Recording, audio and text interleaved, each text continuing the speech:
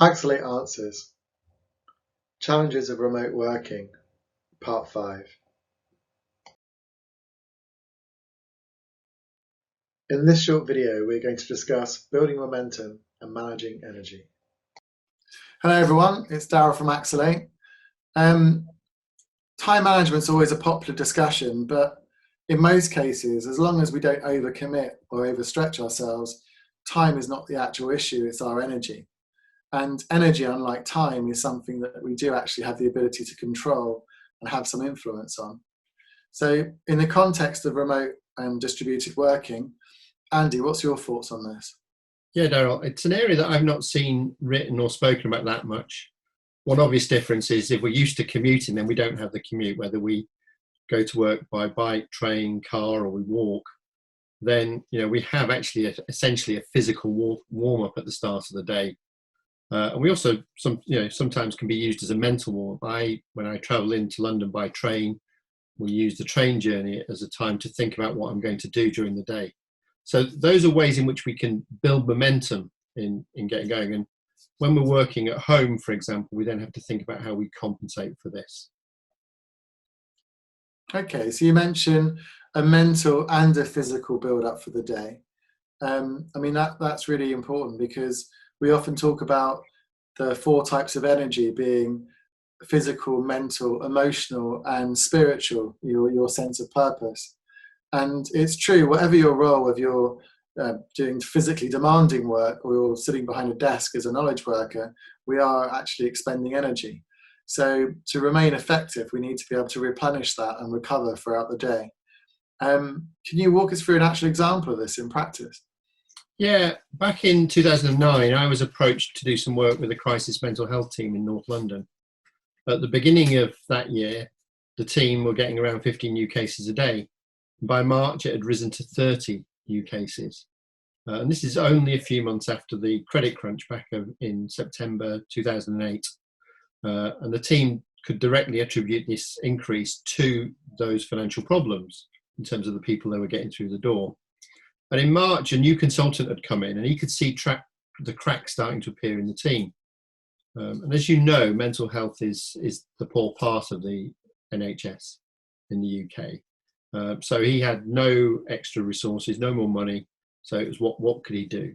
And hence we got an approach in April 2009 via one of our business partners. And by the time we actually started the work, his caseload had risen even further.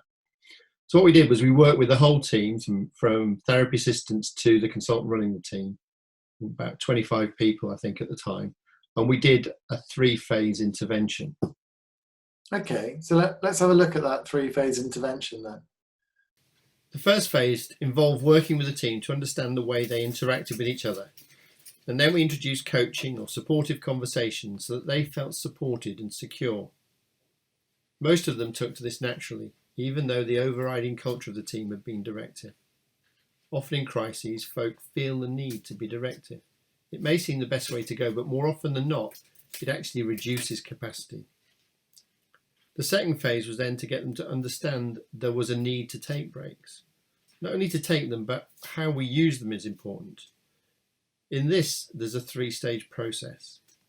First, stepping away, making a clean break from the work you're doing. Moving away from your desk or point of work, there's a need then to stay present, do something relaxing, which may be to eat something healthy, have a drink, maybe have a chat. And then when you're actually ready to go back, taking a little time just to refocus on what you aim to achieve in the next period of work. For many, this seemed counterintuitive, but we need breaks, otherwise our productivity nosedives and our decision-making capability will definitely suffer. Research shows that the maximum time we can retain a high level of focus for is about 90 minutes, though depending on the context and the individual, we may want to take breaks more frequently. The final phase of our work was then to set up action learning groups, to working on embedding what they had learned and also refining it and working on other ways in which they could improve their energy and also frame the context they were in to see it as a challenge rather than a threat. And also, of course, to continue to maintain a psychologically safe environment for them to work in. So you mentioned 90 minutes, but 90 minutes doesn't work for everyone. Yeah, no, that's the maximum that sort of period, 90 minutes, maybe 2 hours at the most. That kind of research shows that we can effectively focus for. And for a lot of people, it may be less. And I know some people use the Pomodoro method, which uses 25-minute blocks of time. Other people have talked about taking breaks after every 40 or 50 minutes. So, I know that you've got particular views about the Pomodoro method, Daryl. Well, I hear it's great for some people, but it doesn't work for me because I can't help but think in the background about how much time I've got left. And that kind of kills my ability to maintain any focus. What I tend to do is I work on things in sequence, so not multitasking, but I'll spend an amount of time editing a document, then I'll spend some time writing some emails, and then perhaps designing some visuals or brainstorming some solutions. And that way I can actually work effectively and get in a flow as long as I find it challenging and exciting. Of course, that's when I'm in control of how I'm working at that particular time. If I'm actually attending meetings that are lasting hours with insufficient breaks, then of course my productivity just completely falls off a cliff. So I can see that it's really important that we actually stay engaged and present by taking, and a way of doing is actually having a necessity to actually take some breaks. So yeah, I absolutely agree. But another scenario I think is, particularly for you might be in a state of flow, and then you get disturbed, whether it's by a phone call or your kids coming into the room or shouting. How do you deal with that? Not very well. I mean, the fact is, the only way to actually deal with that is to try and minimize the disruption. So we spoke about the other day about actually informing your family to let them know that you don't wish to be disturbed at that point of time. But of course, turning off notifications and, anything you can do to actually try and maintain that rhythm, because, it can take 20 minutes or even longer if there's some underlying reason that's causing some anxiety over what's disrupted you. One of the things you can do is use that disturbance as a break, isn't it? But if you don't want to, and it's inopportune at that time, of course, you can then use that 3-stage process that we talked about when you actually take deliberate breaks, use that to shorten the way back and getting back into a state of flow.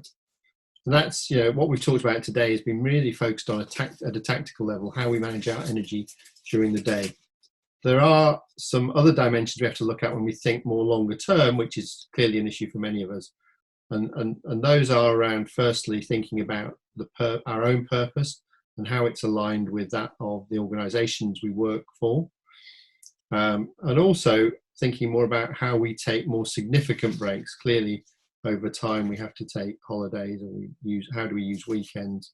Because whatever, we need to recharge, we need to recover and renew, so that we can be effective in the things that we do. So I hope you found this conversation helpful. And if you'd like to learn more, please do get in touch. We're here to help. Thank you.